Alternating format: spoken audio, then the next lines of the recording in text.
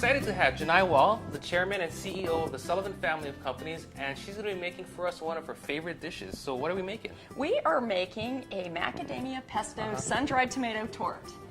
And it is one of my favorite dishes to make for entertaining because it looks beautiful and there's so many ingredients. People think it's really complicated, but it's quite easy to make. Cool, let's get started. Okay, so I'm going to let you chop those sun-dried tomatoes, and I'm going to start mixing the cheese together in the food processor. So we have cream cheese and blue cheese, which we'll just dump in.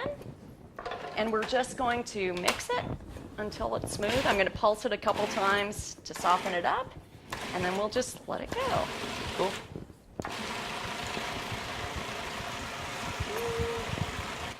You are a master chopper, Keone. I want to be like you when I grow up.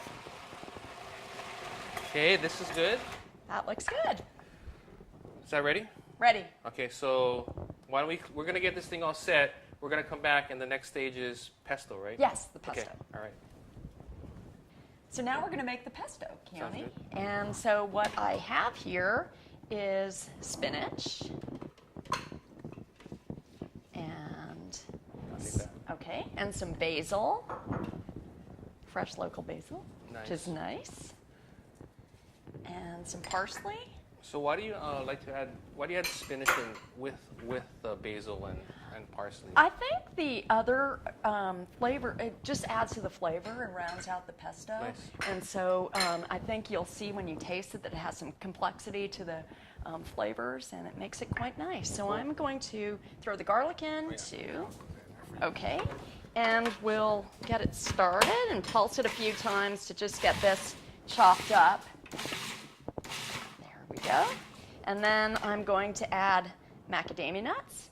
And what's nice about the macadamia nuts is that they're local, and it gives the pesto a nice rich flavor. But you can also add pine nuts, you can do walnuts, whatever your nuts of choice would be. And again, these are toasted, right? Toasted, yes. So I'm going to pulse this a couple times, and then we'll add in some cheese. So basically, what you're trying to do then is the nuts, the leaves, and the cheese, you're trying to get the sizing sort of relative. Yes. So when you it purees evenly. And so we're going to be putting it between the layers of cheese we made earlier. We're going to be putting the pesto in between those layers. And so it's nice to have it smooth, but the nice thing about the food processor is you can blend it to the consistency that you like. Now for this application though, because we're making a torte, are you going to go on a thicker or thinner consistency? I think we'll make it a little thinner because the mouthfeel will be better as people are spreading it on crackers and eating fish. And now we're just going to, if you want to pour in the oil, that would be terrific. And the olive oil holds everything together, smooths it out. It smells so good, doesn't it? Yeah, you can smell the garlic. The garlic's coming out. The basil's really pronounced. And I like the fact that it's not just straight basil because like what Janai is saying is sometimes that basil can get overpowering, right? Mm-hmm.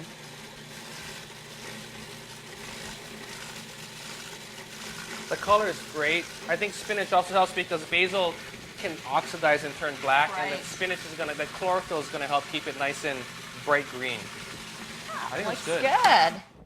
Okay, so we've got our basil macadamia nut pesto, right? Yes. And we've got our tomatoes here, and we've got our cheese. So the next part would be we're going to come back and put it all together. The layering process. And layer it, and you'll get to see the finished product. All right, we'll be back.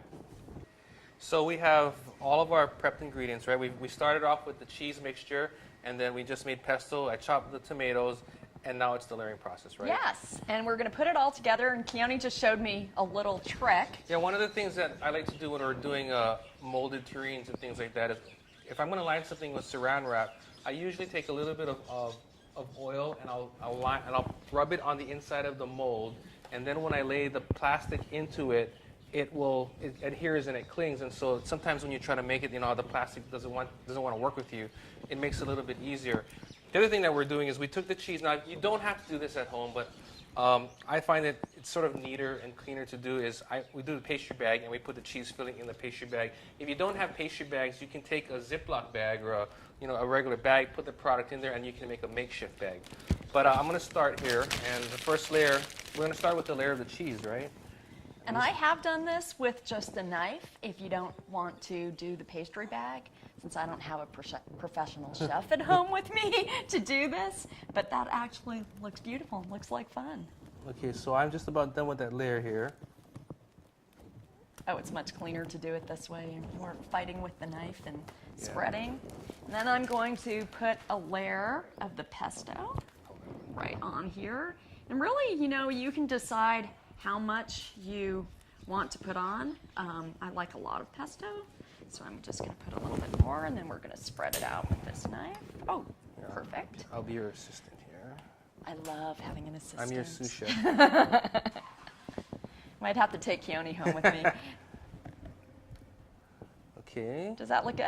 I think so, yeah. And then we'll put sun-dried tomatoes, which are beautifully chopped, right on the top here to do a layer. And one of the things about this kind of dish, and what really wows your guests is when you're doing this, you want to try to get the tomatoes to the edge of the mold, because that way, when you unmold it, you get the nice clean lines that people are really usually impressed by seeing. So they can see all the layers and all the hard work that you've done to put it together. So now we're going to come in and we're going to do a repeated layer of all of the same ingredients. Starting with the cheese. I got my... Oh, I'm so glad you didn't make me do that. All right. Okay, more pesto. And I'll have Keone to clean up my mess here, spread it all out nicely. Okay, here we go. We might even have extra pesto left to do something else with.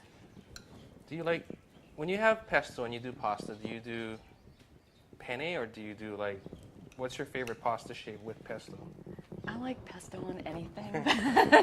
I do like penne. Yeah. What about you? Penne's good. Sometimes I'll do a really thin version of the pesto, and I kind of like the mouthfeel of thin, like spaghettini or angel hair. Oh, that's nice. As long as the pesto isn't so heavy that it overpowers the noodles. But I like when you're talking about penne or the mess. smaller ones, it clings nicely to those pasta shapes. True. Even fusilli, the corkscrews, Yeah. because that's really nice. Well, we're almost done. You just have one more layer of cheese to go on top. Yep. I think a You few wanna more just- tomatoes. just Put them go all for in. it, yeah. Okay. The fun thing about this dish is, all of the ingredients measure out, but if you like more or less of something, it still comes out as a great dish, right? Yeah. So. I'm going to clean up my mess and plop these over. There we go. Okay, so the final piece is we're going to add the last layer of cheese. And then, once we're done with the cheese, we're going to wrap this, right? And we're going to put in, it goes in the fridge? It goes in the fridge.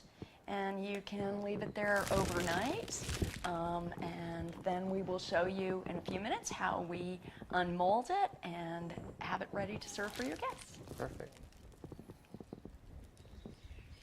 So let me draw this here.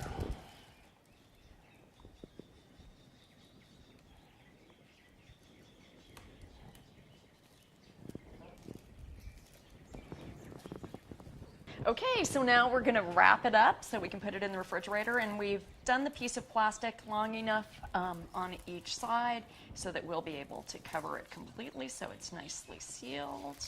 There we go. There we go.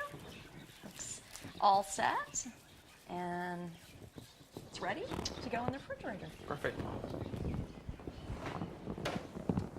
So we are now going to unmold the torte, and we actually made one earlier that we put in the refrigerator so that we could show you how to unmold.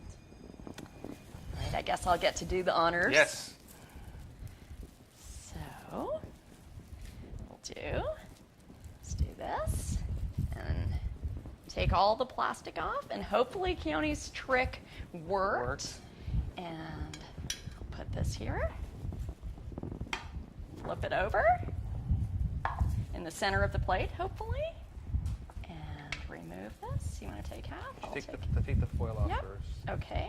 And then they can. And then we'll pull the plastic off. I think it looks pretty darn snazzy. And your trick of getting the sun-dried tomatoes to the end really worked, so that you can see all the layers.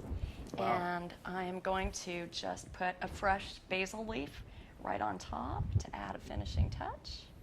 And then I have some extra virgin olive oil here, and then we'll just to make the, to finish out the plate a little bit, we'll drizzle some on here. Ooh. A little extra olive oil never hurt anyone, is what I hear. And I think we're good to go. That's beautiful. Oh, that looks good. Looks like we've been working all day. There you go. So we have our macadamia nut pesto sun-dried tomato torte. And what are the accompaniments you like to serve with? I like a baguette or lavash or crackers, up to you. I think they shouldn't be too strong tasting because there's so much flavor in the torte itself. Thank you. You get the first one. Thank you. I'm gonna go and just get in here and have some of this. No, you can taste the cheese is nice and smooth, and there's a little bit of that blue cheese in there. The basil's definitely there, but it's not overpowering. Tomatoes are they're really ripe, but not too acidic. Balance is awesome. I have to have another one. I'm so glad when Keone likes what I make, and I hope you'll like this too. For this recipe and more, visit us at foodland.com.